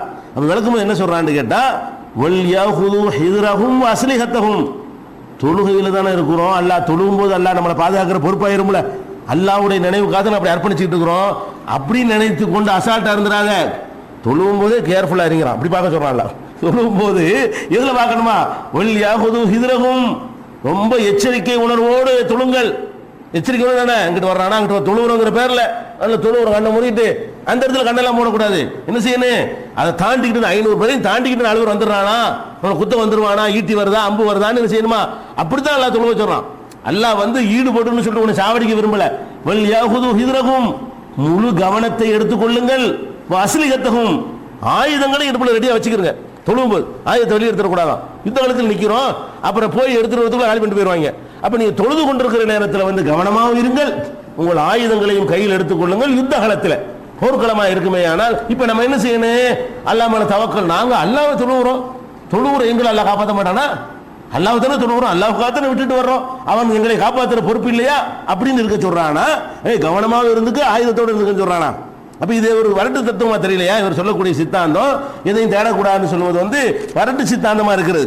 அதே மாதிரி பெருமானார் ஸல்லல்லாஹு அலைஹி வஸல்லம் சொன்னாங்க, மாக்கல் அஹதுன் தஆமன் கத்து ஹைரன் மின் ஐ யகுல மின் அமலி யதிஹி. எந்த ஒரு மனிதனும் தன்னுடைய கையால் உழைத்து சாப்பிடுவதை விட ஒரு சிறந்த சாப்பாட்டை சாப்பிட முடியாது. ஒருத்தன் சாப்பிடுற சாப்பாடு எப்படி இல்லையா, வானத்திலிருந்து பொத்துக்கிட்டு வர்ற சாப்பாடு இல்லையா சிறந்தது. எது சிறந்ததா, உன்னுடைய கையால் உழைத்து நீ சாப்பிடுறிய அதுக்கு ஈக்குவலான ஒரு சாப்பாடு கிடையாதுன்னா கையால உழைச்சாலே தேடுறீங்கன்னு அர்த்தம். ஒரு ஆள்கிட்ட போய் வேலை கேட்குறீங்க, 10 ரூபா தர்றீங்களா, 50 ரூபா தர்றீங்களா, 100 ரூபா தர்றீங்க, சம்பளம் பேசுறீங்க. அந்த சம்பளத்தை பேசிக்கொண்டு வேலை செய்யறீங்க, உழைக்கிறீங்க. இந்த உழைப்பு வந்து அவன்கிட்ட போய் தேடத்தானே செய்றீங்க, மனுஷன் தானே போய் கேட்குறீங்க. அதுதான் சிறந்துங்கிறாங்க ரசூலுல்லாஹி ஸல்லல்லாஹு அலைஹி வஸல்லம். மனுஷன் கேட்கறது தப்புங்கிறாரு, இவர் உழைக்கிறது தப்புங்கிறாரு, பொருள் தேடக்கூடாதுங்கிறாரு, பேசாம உட்கார்ந்துட்டு இருக்கணுங்கிறாரு, லெபனான் மலையில போய் தவம் இருங்கிறாரு. ஆனால் இப்ப அல்லாஹ்வுடைய ரசூல் என்ன சொல்றாங்க, நீ வந்து பொருளாதாரத்தை தேடி கையால் உழைத்து சாப்பிடுவதை விட சிறந்த மாக்கள் அஹதுன் தஆமன் கத்து ஹைருன் மின் ஐ யகுல மின் அமலி யதிஹி. தன் கையால் உழைத்து சாப்பிடுவதை விட சிறந்த உணவை எவனும் சாப்பிட்டது கிடையாது. இது புகாரியில 2072வது ஹதீஸ்ல இடம்பெற்றிருக்கிறது. அதே மாதிரி நபிகள் நாயகம் ஸல்லல்லாஹு அலைஹி வஸல்லம் சொல்றாங்க 2074 புகாரியில லா ஐ யஹ்ததிப அஹதுக்கும் ஹுஸ்மத்தன் அலா லஹ்ரிஹி. உங்கள ஒருவர் ஒரு விறகு கட்டை தோளில் சுமந்து கொண்டு அதை போய் விற்பனை செய்து அதை வெத்து காசாக்கி அதை சாப்பிடுவது இருக்குது, அது கையேந்தி சாப்பிடுவதோட சிறந்தது ரசூலுல்லாஹ் சொல்றாங்க. உழைக்க சொல்றாங்க, போய் தேட சொல்றாங்க. விறகு கட்டை தோல்ல தூக்கிட்டு போய் சுமந்து மூட்டை தூக்கி சாப்பிடு, ஒருத்தன் கையேந்தி சாப்பிடுறாங்க, அது கேவலம். மூட்டை தூக்கி சாப்பிடுறது, விறகு வித்து சாப்பிடுறது, கூலி வேலை செஞ்சு சாப்பிடுறது கௌரவம். நீ அந்த கௌரவத்தை அடைஞ்சிக்க என்று பெருமானார் ஸல்லல்லாஹு அலைஹி வஸல்லம் சொன்னதை புகாரில 2074வது ஹதீஸ்ல பார்க்கிறோம்.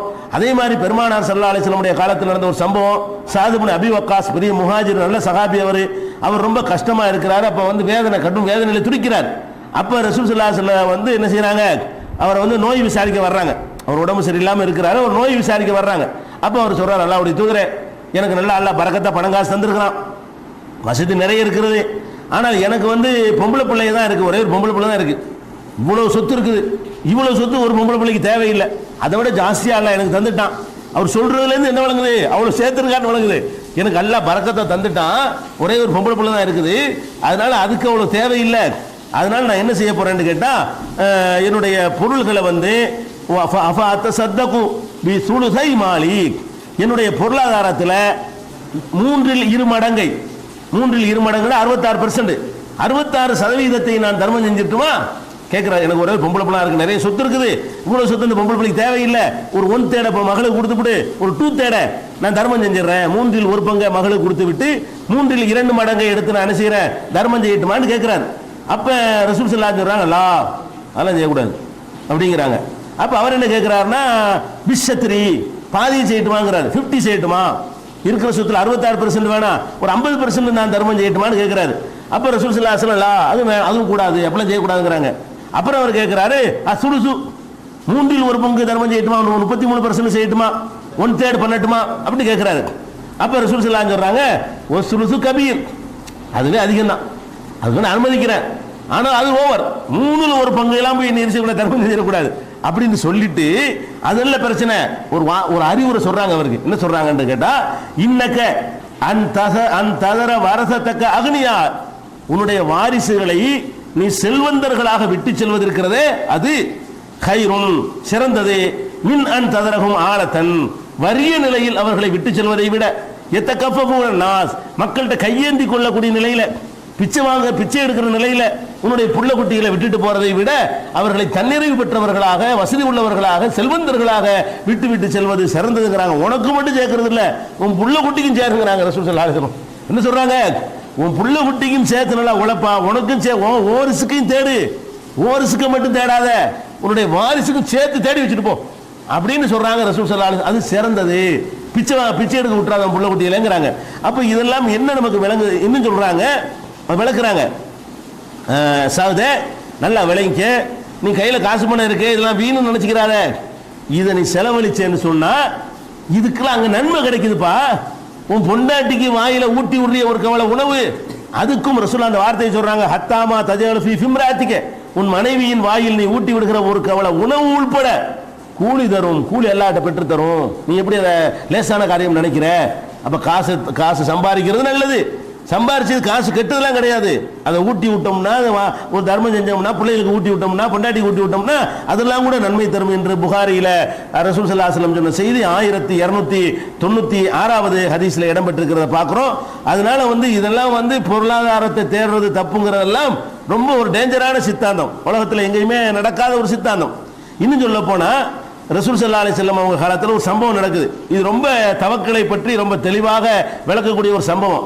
என்ன சம்பவம்னு கேட்டா, 2 பேர் ஒரு கேஸ் கொண்டு வர்றாங்க. ரசூல் ஸல்லல்லாஹு அலைஹி வஸல்லம் அவங்கள்ட்ட 2 பேர் கேஸ் கொண்டு வர்றாங்க. கேஸ் கொண்டு வந்தா ஒரு ஆள் நல்ல எவிடன்ஸ் இருக்கார்லாம் கரெக்டாக கொண்டு வர்றாரு, ஒரு ஆள் ஒண்ணுமே கொண்டு வரல. அவர் வீசின கையும் வெறுங்கையுமா வர்றாரு. ரசூல் ஸல்லல்லாஹு அலைஹி வஸல்லம் என்ன செய்வாங்க, ரெக்கார்டை பார்த்து தீர்ப்பளிப்பாங்க. யார் நிறைய பேப்பர்ஸ் இருக்கார்லாம் கொண்டு வர்றாரோ அவருக்கு சாதகமாக தீர்ப்பளிச்சிடுறாங்க. தீர்ப்பளிச்சவன என்ன செய்யறாரு, அவர் சொல்றாரு ஹஸ்பி அல்லாஹு நேமல் வக்கீல்ங்கிறாரு. யாரை பாதிக்கப்பட்டாலும், அதாவது யார் ரசூல் ஸல்லல்லாஹு அலைஹி வஸல்லம் 2 பேர் ஒரு சொத்து விஷயத்தில் வருதுன்னு வைங்களேன், இது என்னுடையது உன்னுடையதுன்னு சண்டை வருது. ஒரு ஆள் என்ன பண்றாரு, என்னுடையதாங்கிறதுக்கு நிறைய சாட்சி எல்லாத்தையும் கொண்டு வர்றாரு. இன்னொரு ஆள் என்ன பண்றாரு, எதுவுமே கொண்டு வர மாட்டேங்கிறாரு, கொண்டு வராமல் இருந்துக்கிட்டு என்னுடைய எதுங்கிறாரு. அப்ப ரசூலுல்லாஹ் என்ன செய்வாங்க, யார் ரெக்கார்டு வச்சுக்கிறாரு அவருக்கு தான் தீர்ப்பளிப்பாங்க. இந்த உனக்கு உள்ளதுன்ட்டாங்க. இவர் யாருக்கு பாதகமா போச்சு, அவர் என்ன பண்றாரு, எனக்கு அல்லாஹ் போதும், எனக்கு அல்லாஹ் பார்த்துக்குறான், ஹஸ்பி அல்லாஹ், எனக்கு அல்லாஹ் போதும் நேமல் வக்கீல்ங்கிறார். இந்த நல்ல வார்த்தை, அதை சொல்ல இவருக்கு தகுதி இல்லைங்கிறாங்க. நல்ல வார்த்தை, இது அல்லாஹ் எனக்கு போதும், அவன் பொறுப்பேற்றுக் கொள்வதில் சிறந்தவன் என்று சொல்றாரு. இது நல்ல வார்த்தை. இதை சொன்னோன்னு ரசூலுல்லாஹ் சொல்றாங்க, என்ன சொல்றாங்கன்னு கேட்டா, இன்னல்லாஹ யலூமு அலல் அஜிஸ், இந்த இயலாமைத்தனம் இருக்கு பாரு, இது அல்லாஹ் பழிக்கிறான். நீ இதை எப்படா சொல்லணும்னு கேட்கறாங்க. நீ எப்ப சொல்லணும், வலாக்கின் அலைக்க பில் கைஸ், புத்திசாலித்தனமாக எல்லா நடவடிக்கையும் எடுத்திருக்க வேண்டும். எடுத்து ஃபைதா கலபக அம்ருன், அதையும் மிஞ்சி போய் விடுமையானால் ஃபகுல் ஹஸ்பி அல்லாஹு நேமல் வக்கீல், முதல் ரெக்கார்டு தயார் பண்ணு, சாட்சிகளை கொண்டு வா, அவன் 2 கொண்டு வா, நீ 2 கொண்டு வா, உன் ஆதாரத்தை கொண்டு வை, அதையும் தாண்டி உனக்கு பாதகமா வந்துட்டா ஹஸ்பி அல்லாஹ்னு சொல்லணுமே தவிர நீ என்ன செய்யற, யுத்தத்துக்கு போக வேண்டியது. அவன் பீரங்கி துப்பாக்கிலாம் கொண்டு வர்றான், இவர் கையை கட்டிட்டு போயிட்டு ஹஸ்பி அல்லாஹ்னா, அடே நீ எடுக்க வேண்டிய ஆயுதத்தை எடு, துப்பாக்கி எடு, ஆயுதத்தை திரட்டி அதுக்குள்ள இதெல்லாம் தயார் பண்ணிக்க, அதுக்கப்புறம் போய் நின்றுட்டு என்ன செய்யணும், ஹஸ்பி அல்லாஹ் சொல்லணுமே தவிர. அழகா விளக்குறாங்க பாருங்க. கோர்ட்டுக்கு வர்ற கேஸ் ஆயிடுச்சு, உண்மையில ஓன் சொத்துன்னு நினைக்கிற, அதனால அந்த வார்த்தையை சொல்றாரு அவர். இல்லைன்னா அல்லாவுடைய யாவும் வராதுல. இந்த பாதிக்கப்பட்டிருக்கிறாரு இவருடைய மெட்டீரியல் தான் ரசூலுல்லாஹ் விளங்கிருச்சு. ஏன்னா பாதிக்க அநியாயக்காரன் அப்படி சொல்ல மாட்டான்ல, அல்லாஹ் போதும்னு சொல்லுவானா, அல்லாஹ் போதும் அவன் பார்த்துக்கிட்டு இருக்கிறான் அந்த அநியாயத்தைன்னு சொல்றாருன்னு சொன்னா இவர் பக்கம் நியாயம் இருக்குன்னு விளங்குது. ரசூலுல்லாஹ்க்கு மனசாட்சி படி விளங்குது, ஜட்ஜ்மெண்ட் பண்ண முடியாதுல. சில விஷயங்கள் மனசாட்சிப்படி இவருக்குரிய நமக்கு தெரியும், ஆனா பேப்பர் வச்சு தான் தீர்மானிக்க முடியும், ரெக்கார்டு வச்சு தான் பேச முடியும், சாட்சியத்தை வச்சு தான் முடிவு செய்ய முடியும். அது இல்லைன்னு என்ன செய்யறாங்க ரசூலுல்லாஹ், அவருக்குரியன்னு சொல்லி போடுறாங்க. அப்ப இந்த ஆள் என்ன பண்ணிருக்கனே, அதெல்லாம் கொண்டு வந்திருக்கணும். என்ன ஹஸ்பி இல்லாங்க, அல்லா போதும், நீ என்ன பண்ண உன் சொத்தை காப்பாத்திருக்கு, என்ன ரெக்கார்டை உண்டாக்குன, என்ன எவிடன்ஸ் வச்சுக்கிற, என்ன ஆதாரத்தை தயார் பண்ணி வச்சுக்கிற, ஒண்ணுமில்லாம வந்து ஹஸ்பி இல்லைன்னா என்ன விளையாடுறாங்க. அப்ப தவக்களுக்கு இந்த அர்த்தம் இல்லைன்னு வழங்குதா? எப்ப ஹஸ்பி அல்லா சொல்லணும், அல்லாஹ் ஹஸ்பன் அல்லாஹ் நேமல் வக்கீல்னு சொல்லணும். எப்ப சொல்லணும், செய்ய வேண்டிய வேலையெல்லாம் கரெக்டாக செய்யணும், உழைக்க வேண்டிய அளவில் உழைக்கணும். உழைச்சி பார்த்து ஒரு மாதம் எல்லாம் வேலை செஞ்சோம், 2 சம்பளம் தருவோம் நினைச்சோம், ஃபைனான்ஸ் கம்பெனி போய் சேர்ந்தோம், அல்ல வெளிநாட்டில் ஏற்றுறேன்னு சொன்னோம், அதில் போய் சேர்ந்தோம், 3 மாதத்தில் கூட்டிட்டு ஓடி போயிட்டாங்க, 3 மாதம் உழைப்புக்கு சம்பளம் கிடைக்கல. அப்போ என்ன பண்ணணும், ஹஸ்பி இல்லை நம்ம என்னது உழைக்க வேண்டிய உழைச்சா கரெக்டாக பண்ணணும், நம்மளை மீறி போனால் என்ன செய்யறது, அப்படி செய்யணுமே தவிர. அதான் உதாரணம் சொல்லுவாங்க, பூட்டி போட்டு தான் தவக்கல் வைக்கணும். விரிய கடையை ஜுவல்லர்ஸ் கடை அப்படி திறந்து போட்டு கடையை எல்லாம் அல்ல ராத்திரில எல்லாம் பார்த்துக்குருவான், அப்படியா? அதுக்கு பேர் தவக்கல் கிடையாது. பூட்டணும், நல்லா இழுத்து பார்க்கணும், ஜன்னெல்லாம் திறந்துருக்கா, அது இருக்கா, அப்படி ஏறி வந்துருவாங்களா, அந்த ஏசிலாம் அதை கழட்டிட்டு உள்ள நுழைஞ்சிருவாங்களா, அது எல்லாத்தையும் பார்த்து செக்அப் பண்ணிக்கிட்டு எல்லாம் இதுக்கு மேலே எது ஏற்படாம நீ பார்த்துக்கணும். செய்யற வேலையெல்லாம் செஞ்சு முடிச்சு விட்டு அதுக்கப்புறம் தவக்கல் வைக்கணும். அதான் ஹஸ்பண்ட் அல்லாஹ்க்கு அர்த்தம். அப்படித்தான் எல்லாம் நம்ம நடக்க சொல்றோம் அந்த உலகத்தில். இல்லைன்னா அதுக்கு அது ஒரு வாழ்க்கையில் நடைமுறைப்படுத்துற சித்தாந்தமா இருக்காது. அப்ப ரசூல் ஸல்லல்லாஹு அலைஹி வஸல்லம் அவர்கள் அதை கண்டிக்கிறாங்க. இது நல்ல முறை இல்லப்பா, இது மெத்தடே சரியில்லையே அப்படின்னு கண்டிக்கிறாங்க. அதுக்கடுத்து அவர் பச்சை பொய் சொல்றாரு. என்ன சொல்றாரு, கசாலிங்கிறவரு, கசாலி மாத்திரம் இல்லை, எல்லா சூஃபியாக்களும் இந்த சூஃபியா தரிக்காண்டு ஏமாத்தக்கூடிய ஃப்ராட் பேர்வடிகள் எல்லாம் நபிமார்கள் உழைச்சது கிடையாதுங்கிறாங்க. நபிமார்கள் வியாபாரம் பண்ணாங்க, நபிமார்கள் சம்பாதிக்க செஞ்சாங்க, அவங்க பாட்டு தவா பண்ணிட்டு இருந்தாங்க, சோறு பாட்டுக்கு நடந்துகிட்டு வீட்டுக்குள்ள அப்படிங்கிறாங்க. அவங்க வெறும் தாவா தான் பண்ணிட்டு இருந்தாங்களாம். ஏன்னா எப்படி சாப்பிட்டாங்க, அதெல்லாம் நினையாப்புறத்தில் வந்துகிட்டு இருந்துச்சு, கூரை பொத்துட்டு கொட்டுமாங்கல்ல, அப்படி வந்துகிட்டு இருந்துச்சுங்கிற மாதிரி ஒரு ஒரு கனவு உலகத்தை ஏற்படுத்தி மக்களை ஏமாத்தி கொண்டிருக்கிறார்கள். அப்படி நடக்கவே இல்லை. நபிகள் நாயகம் ஸல்லல்லாஹு அலைஹி வஸல்லம் அவர்களும் நபியாக ஆன பிறகு உழைத்திருக்கிறார்கள், நபியாக ஆன பிறகு உழைத்து சாப்பிட்டிருக்கிறார்கள். ஒவ்வொரு நபிமார்களும் உழைத்து சாப்பிட்டிருக்கிறார்கள். நபிகள் நாயகம் ஸல்லல்லாஹு அலைஹி வஸல்லம் அவங்க என்ன செய்யறாங்கன்னு கேட்டா 2 வகையா உழைத்தார்கள். அபூதாவுதுல 123வது ஹதீஸ் 1 to 3 அந்த முதல் வால்யூம்ல வரும். அபூதாவுத் எடுத்து பார்த்தீங்கன்னா நபிகள் நாயகம் ஸல்லல்லாஹு அலைஹி வஸல்லம் அவங்கள்ட்ட வந்து ஒருத்தர் வர்றார், ஒரு விருந்தாளி வர்றார். விருந்தாளி வந்து என்ன செய்யறாங்க, ரசூல் ஸல்லல்லாஹு அலைஹி வஸல்லம் என்ன செய்யறாங்கன்னா ஒரு ஆட்டை பிடிச்சா இருப்பாங்கிறாங்க. ஒரு விருந்தாளி வந்திருக்கிறாரு, என்ன செய்யறாங்க, போய் ஒரு ஆட்டை பிடிச்சாருங்கிறாங்க. இவர் என்ன செய்யறாரு, நமக்கா ரசூலுல்லாஹ் கஷ்டப்படுறாங்களே விருந்து தர்றதுக்காக வேண்டி ஒரு ஆட்டை போய் ஒரு அறுக்கிறாங்களே, அவங்கள கஷ்டத்தில் இருக்கிறாங்களே அப்படின்னு சொல்லிவிட்டு அவர் நினைக்கிறாரு.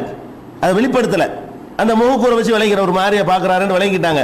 ரசூல் ஸல்லல்லாஹு அலைஹி சொல்றாங்க, உனக்காக வேண்டி பண்ணலாங்க, நீ இந்த ஆட்டருக்கு உனக்காக வேண்டிய பண்ற, உனக்காக வேண்டி பண்ணவில்லை. ரசூலுல்லாஹ் இது சொல்றாங்க, நம்மிடத்துல 100 ஆடு இருக்கிறது, நான் ஒரு ஆட்டு பண்ண வைத்திருக்கிறேன். வெளியூர்கார் ஒருத்தர் வர்றாரு, ஒரு விருந்து கொடுக்குறாங்க, ஒரு ஆட்டை எடுத்து விருந்து கொடுக்குறாங்க. அப்ப ரசூலுல்லாஹ் என்ன சொல்றாங்க, மதீனாவில் நடக்குது, மதீனா நபி ஆன பிறகு நடக்குது, மக்காவில் இருக்கும்போது உள்ள சம்பவம் இல்லை.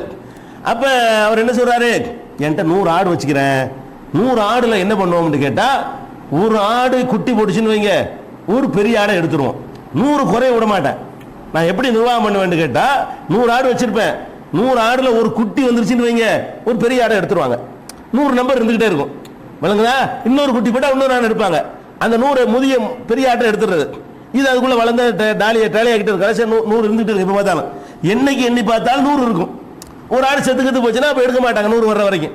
அப்ப நான் 100 ஆடு வச்சிருக்கிறேன்ல, அந்த 100 ஆட்டுல ஒரு ஆடு குட்டி போட்டுச்சுன்னு சொன்னா ஒரு ஆட்டை நாங்கள் எடுத்துக்கிறோம், 2 குட்டி போட்டால் 2 ஆட்டை எடுத்துக்கிறோம், அந்த ஆட்டை எடுத்து சாப்பிடுவோம், எல்லாம் செய்வோம், அதை உப்பு கண்ணை போட்டு வச்சுக்கிறோம், அதை வச்சு ஓடும் வண்டி. அப்படி நாம வாழ்க்கை நடத்திட்டு இருக்கோம், உனக்கு தெரியாதா? அதனால இப்பதானே ஒரு குட்டி போட்டுருக்குன்னு தகவல் வந்து அதுக்காக உன்னை எடுக்க சொன்னப்ப உனக்காக செய்யல, உனக்கும் தருவேன் இல்லை, ஆனால் உனக்காக வேண்டி ஒரு ஆட்டை எடுத்து நினைச்சுக்கிறாத, உனக்காக வேண்டி நான் சிஸ்டமேட்டு திட்டமிட்டு வாழ்க்கை நடத்தக்கூடிய ஆளு அப்படின்னு சொல்லி ரசூல் ஸல்லல்லாஹு அலைஹி வஸல்லம் அவர்கள் இதை வந்து அழகா விளக்குறாங்க. அப்ப நபியான பிறகு இதுக்கு 100 ஆடு வைக்கணும், தவக்கல் வைக்க வேண்டியான ரசூல் ஸல்லல்லாஹு அலைஹி வஸல்லம் தவக்கல் வச்சுக்கிட்டு இதுக்கு 100 ஆடு அல்லாஹ் நினைச்சா தருவான், டெய்லி ஒரு ஆடு மேலே இறக்க மாட்டேன், இப்ராஹிம் நபிக்கு அறுக்கிறதுக்கு இறக்கலையா, அது மாதிரி இறக்குவான். அப்படி இருந்தாங்களா? 100 ஆட்டை வச்சு ஒரு குட்டி போட்டவனே அவனு எடுக்கணும், எடுத்துட்டு டெய்லி எடுத்துக்க வேண்டிய தவக்கல் வச்சு முதல் 100 ஆட்டை வச்சதே இவங்க சொல்ற தவக்கல் இல்லை. இவர்கள் எதை தவக்கல், இந்த சூஃபி போலி சூஃபிகள் வந்து எதை வந்து தவக்கல் என்று சொல்கிறார்களோ அந்த தவக்கல் ரசூலுல்லாஹ்வுக்கு இல்லை. இவர்கள் சொல்லக்கூடிய இந்த தவக்கல் போலி தவக்கல் ரசூலுல்லாஹ்வுக்கு இல்லை. இருந்திருந்தா ஆட்டு பண்ண வச்சதே தப்பு. ஏன்னா தவக்கல் இல்லாம வச்சுட்டாங்கல்ல, அல்லாஹ் ரிஸ்க் தர மாட்டானா, நான் நினையாபுரத்தில் தருவான்ல. அப்ப இன்று இவங்க சொல்லக்கூடிய இந்த தகுதி ரசூலுல்லாஹ்வுக்கு இல்லையா? உயர்ந்த தர்ஜாவில் உள்ளவங்களுக்கு அல்லாஹ் தருவாங்கிறாங்களே, அந்த தர்ஜாவை ரசூலுல்லாஹ் அடையலையா? அல்லாஹ்ட்ட இஸ்திக்பார் செய்யலையா? முழுக்க அல்லாஹ்வுக்கு தன்னை அர்ப்பணிச்சுக்கலையா? கொடுக்குறாத அவங்களுக்கு கொடுத்துருப்பானா இல்லையா அல்லாஹ்? அப்படி இல்லை. அப்ப அதை பார்க்கிறோம், ஆட்டு பண்ண வச்சிருந்தாங்க. அதே மாதிரி ரசூல் ஸல்லல்லாஹு அலைஹி வஸல்லம் இன்னொரு வருமானம் என்ன, யுத்த களத்தில் கலந்துக்கிறாங்க இல்லையா, அடிக்கடி யுத்தங்கள் நடந்துச்சு. யுத்தத்தில் கிடைக்கக்கூடிய பொருள்கள் வந்து ஹலால் கனிமத், அந்த எதிரிகள் போட்டு போற பொருளை எல்லாம் நம்ம எடுத்துக்கொள்ளலாம், சாப்பிடலாம். அந்த மாதிரியாக ஜால ரிஸ்கி தஹ்த லில் ரும்ஹி, எனது ஈட்டியின் நிழலுக்கு கீழே என்னுடைய ரிஸ்கை எல்லாம் அமைத்து வைத்திருக்கிறான். அடிக்கடி யுத்தம் சண்டைக்கு வர்றாங்க, அதுல போறோம், அதுல தோத்து போறாங்க, நமக்கு அந்த பொருள்லாம் கிடைக்குது, அதுலயும் ஒஜிபனத்தை எல்லாம் வச்சிருக்கிறாங்கிறாங்க, அவ்வளவுதா? அப்ப அதுலயும் வருமானம் வந்து அது ஒரு தொழில் தான், அது ஒரு வியாபாரம், ஹலாலான ஒரு முறை தானே, பொருள் தேடுற முறை தானே. இது முஸ்னத் அகமதுல 4868வது ஹதீஸ்ல இருக்கிறது பார்க்கிறோம். இதே மாதிரி தாவூத் நபி அவர்கள், இது ரசூலுல்லாஹ் செஞ்சாங்க, தாவூத் நபி அவர்கள் கையால் உழைத்து சாப்பிடுவார்கள் அப்படின்னு சொல்லி பெருமானார் ஸல்லல்லாஹு அலைஹி வஸல்லம் சொன்னது வந்து 2072 புகாரில் இருக்கிறது. கையால் உழைத்து தான் சாப்பிடுவார்கள், கையால் உழைக்காமல் சாப்பிட மாட்டார்கள். கான லா யாகுலு இல்லா மின் அமல் யதிஹி, கையால் உழைக்காமல் சாப்பிடுவதே கிடையாது என்று புகாரில் 2073வது ஹதீஸ்ல தாவூத் நபி நபியெல்லாம் நபிமாரெல்லாம் உழைக்கலங்கிறார். அவர் உழைச்சதுக்கு ஆதாரம் இருக்குது. இந்த செய்திலாம் தெரியல, பெரிய அறிஞருங்கிறாங்க, தெரியலையா வேணும்னு மறைக்கிறாங்களா, ஒன்றும் வழங்கவில்லை. இப்படிலாம் செய்யக்கூடாதுன்னு நபிமார்கள் உழைத்திருக்கிறார்கள். ஜக்கரியா நபி நஜ்ஜார்னா மர வேலை செய்வாங்களே, தச்சர், நஜ்ஜாராக இருந்தார் ஜக்கரியா நபி அவர்கள். தச்சு வேலை தான் செஞ்சார், நபியாவும் இருந்தாரு. டேபிள் செஞ்சு தருவாரு, செல்ஃப் அடிச்சு தருவாரு, ராக்கடிச்சு தருவாரு, அந்த மாதிரி வேலையை கதவு செஞ்சு தருவாரு, ஜன்னல் செஞ்சு தருவாரு. நபியாவும் இருந்தார். நபியா இருந்து கொண்டு தச்சராக இருந்தார் ஜக்கரியா நபின்னு சொல்லி முஸ்லீம்ங்கிற நூல்ல 4384வது ஹதீஸில் இருக்கிறது. இப்ராஹிம் நபி அவர்கள்ட்ட பெரிய மாட்டு பண்ணையை வச்சிருந்திருக்காரு. அவரு மலக்குகள் வர்றாங்க அழிக்கிறதுக்காக, வந்தோன்னு ஆட்டு ஒரு கண்ணுக்குட்டி அறுத்து கூட விடுறாரு. அப்போ ஒரு கண்ணுக்குட்டி வர்ற ஆளுக்கெல்லாம் கண்ணுக்குட்டி அறுத்து கொடுக்குறா இருந்தா சோத்துக்கு லாட்டு அடிக்கலாம் செய்ய முடியும். இந்த சம்பவத்தை நீங்க குர்ஆன்லயே பார்க்கலாம், 1169ல 5126ல பார்க்கலாம். இந்த மாதிரி போலி சூஃபியாக்கள் இட்டு கட்டி இருக்கிற வரட்டு சித்தாந்தங்கள் நிறைய இருக்கிறது. அந்த சித்தாந்தங்கள் ஒன்னொன்னையா நம்ம என்ன செய்யணும் இன்ஷா அல்லாஹ் அடுத்தடுத்த நாட்களில் பார்க்கலாம். வாஹிரு தாவானா அல்ஹம்துலில்லாஹி ரப்பில் ஆலமீன். அஸ்ஸலாமு அலைக்கும்.